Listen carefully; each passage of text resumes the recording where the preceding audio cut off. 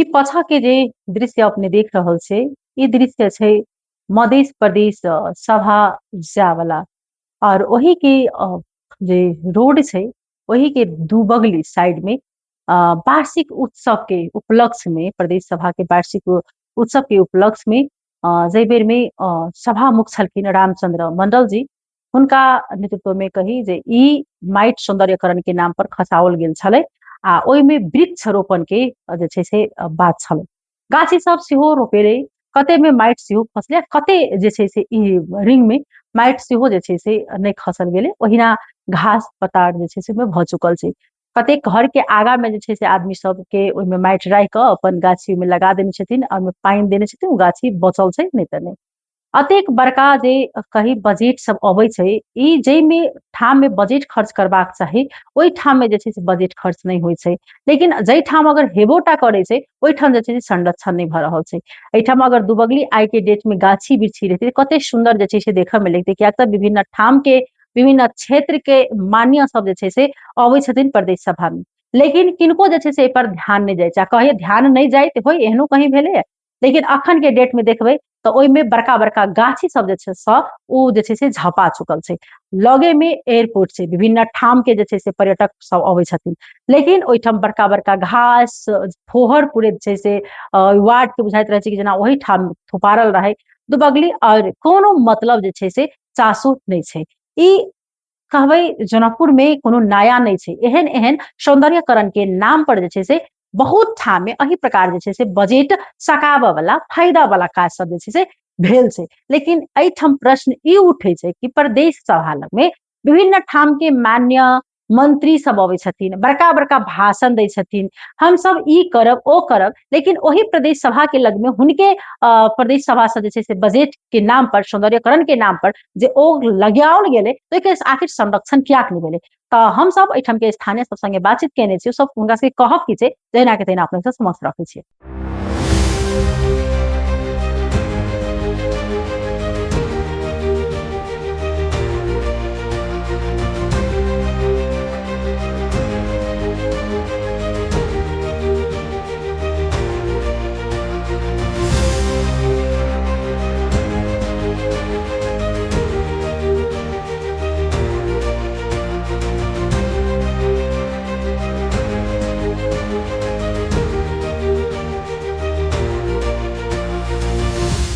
भेलै हमर नाम शिव शरण शाह। ई जे लागल छै, कहिया लगले छै अपने सबके जानकारी? 4 साल लगले, 1 वर्ष के लिए। कथी कहि के लगेलखिन? कथी के जे फल फूल लगाबी, कथी के गाछ लगाबी, लेकिन वो खाए वाला धंधा मात्र छै, और कुछ नहीं। ऐसा केहन जनकपुर के गतिविधि लाग रहल छै? गतिविधि बा देखे छियै, सब कोई खाए के भऽ गेल छै, गतिविधि तो वो नहीं है, देखबे करे ध्यान है जेकरा सामने में है वो अपन संहिरा खेल के है या नहीं कर वाला रहे तो वहाँ तो देखे छियै सब तर लगा देलकै आ फूल तूल रोपि देलकै, लोग हटा देलकै। हमरा सबके पूरा दरवाजा है तो हम सब पानी पटबै छियै, फूल रोप लै छियै। अब अगाड़ी नहीं है तो कोई करतै, करही वाला नहीं है। प्रदेश सभा करतै चाहे वो मेयर बनल है, सेकर काम है। हमरा सबके काम है, हमरा सबके तो पूरा पर रोड करके हमरा सबके जे आगू में है वो साफ सुथरा करे छियै। आ बाइली जे हम सब नहीं जाने छी ओते। ई मालूम छै जे कहिया लागल छै रिंग?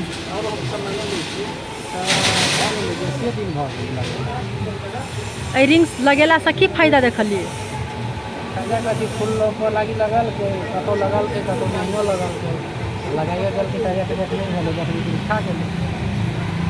जेना बहुत ठाम से आदमी अबै छै, एकरा देखै छै तऽ केहन प्रभाव पड़ै छै? नकारात्मक प्रभाव पड़तै ना।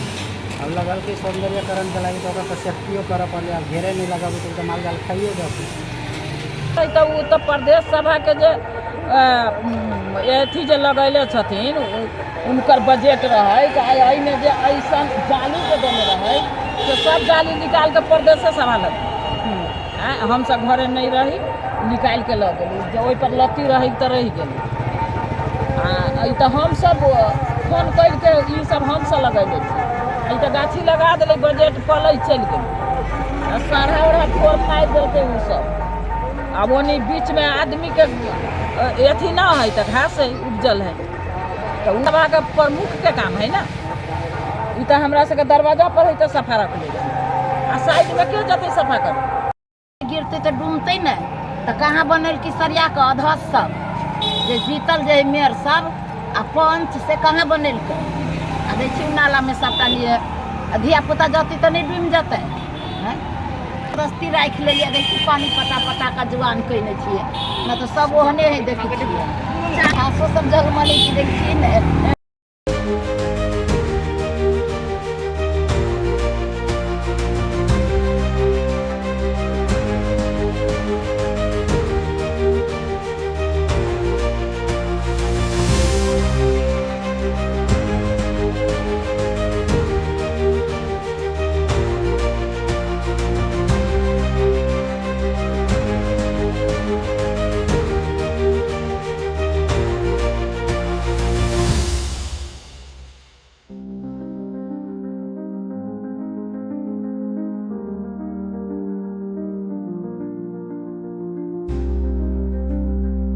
सुनौ जे एहिठाम के स्थानीय सब की कहै छथिन आब तऽ हुनका सबके एतेक क्षण भऽ गेल जे हमसब बाजू आखिर किया बाजि कऽ हमरा सबके हैत की आखिर जे मोन में हेतै हुनका सबके सएह करथिन हमरा सब लग में रहै तऽ हमसब ओहिमे माटि मतलब राखि कऽ गाछी लगेलहुँ आ एतेक बड़का लजास्पद बात कही जे जाहि ठाम में गाछी लगा कऽ ओहिमे तार के जे जाली जे छलै ओहो एहिठाम बाद में जे छै से वएह प्रदेश सभा सँ बाद में ओहिठाम सँ लऽ गेलै से स्थानीय सबके कहब अपने सब सुनू कतेक मतलब कही जे ई दुर्भाग्य छै कि जे एहिठाम अहाँ बजट लबै छी जे ठाव के लेल तऽ ओहिठाम नीक जकाँ ओ बजट खर्च होबऽ पड़लै ओहिठाम के जनता जे छै से अनुभूति होबऽ पड़लै ई अहाँ अगर लगा देती तऽ जटही बॉर्डर जे छै से पासे में छै जटही बॉर्डर से जे विभिन्न ठाम के जे पर्यटक सब अबै छथिन भारतीय जे पड़ोसी देश के जे आदमी सब अबै छथिन तऽ ओहिठाम अगर देखथिन तऽ कतेक नीक लगतै ओहिठाम बड़का गेट में रंग पेंट केने छै मैथिली पेंटिंग केने छै देखऽ में आहा कते नीक लगै छै